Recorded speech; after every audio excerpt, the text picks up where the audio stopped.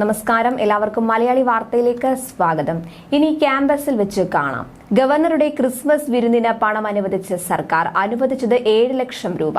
ഗവർണർക്കെതിരെ SFI പ്രതിഷേധം. City police commissioner ഇന്ന് റിപ്പോർട്ട് കൈമാറും. നിലപാട് കടുപ്പിച്ചു ഗവർണർ. SFIക്കാരുടെ കരിങ്കൊടിയിൽ നിലപാട് മയപ്പെടുത്താതെ ഗവർണർ. അതിനിടെ ഗവർണറെ SFI പ്രവർത്തകർ തടഞ്ഞ സംഭവത്തിൽ തിരുവനന്തപുരം സിറ്റി പോലീസ് കമ്മീഷണർ ഇന്ന് റിപ്പോർട്ട് DGPക്ക് കൈമാറും. പോലീസിന്റെ വീഴ്ചകൾ പരാമർശിക്കാതെ റിപ്പോർട്ട് നൽകാനാണ് സാധ്യത. ഈ റിപ്പോർട്ടിന്റെ അടിസ്ഥാനത്തിലാകും ചീഫ് സെക്രട്ടറി ഗവർണർക്ക് വിശദീകരണം നൽകുക. സുരക്ഷാ വീഴ്ചയുണ്ടായെന്നും എന്ത് നടപടിയെടുത്തുവെന്ന് വ്യക്തമാക്കണമെന്നുമായിരുന്നു ഗവർണർ ആവശ്യപ്പെട്ടത്.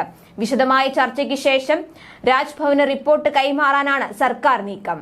അതേസമയം SFI പ്രതികൾക്കെതിരെ IPC 124 ചുമത്തിയതിൽ സർക്കാരിന് അതൃപ്തിയുണ്ട്. പ്രതികളുടെ ജാമ്യാപേക്ഷ പരിഗണിക്കുന്നതിനിടെ 124 നിലനിൽക്കുമോ എന്ന് പ്രോസിക്യൂട്ടർ കോടതിയിൽ സംശയം പ്രകടിപ്പിച്ചതും സർക്കാരിന്റെ സമ്മർദ്ദം മൂലമാണ്.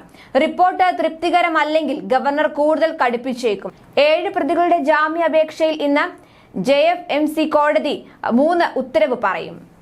രാഷ്ട്രീയ പോരിനിടയിലും ഗവർണറുടെ ക്രിസ്മസ് വിരുന്നിന് 7 ലക്ഷം രൂപ അനുവദിച്ച് സംസ്ഥാന സർക്കാർ. ട്രഷറി നിയന്ത്രണത്തിൽ ഇളവ് വരുത്തിയാണ് ഗവർണറുടെ ക്രിസ്മസ് വിരുന്നിന് പണം അനുവദിച്ചത്. കഴിഞ്ഞ ദിവസമായിരുന്നു രാജ്ഭവനിൽ പൗരപ്രമുഖർക്കുള്ള ക്രിസ്മസ് വിരുന്ന് നടന്നത്. അതേസമയം സംസ്ഥാനത്തെ ഒരു ക്യാമ്പസിലും ഗവർണറെ കാലുകുത്തിക്കില്ലെന്ന SFI വെല്ലുവിളി ഏറ്റെടുത്ത് ഗവർണർ ആരിഫ് മുഹമ്മദ് ഖാൻ. 16-ന് കോഴിക്കോടെത്തുന്ന ഗവർണർ 18 വരെ താമസിക്കുന്നത് സർവകലാശാല ഗസ്റ്റ് ഹൌസിലാണ്. നേരത്തെ കോഴിക്കോട്ടെ സർക്കാർ ഗസ്റ്റ് ഹൌസിൽ താമസിക്കാനായിരുന്നു തീരുമാനം.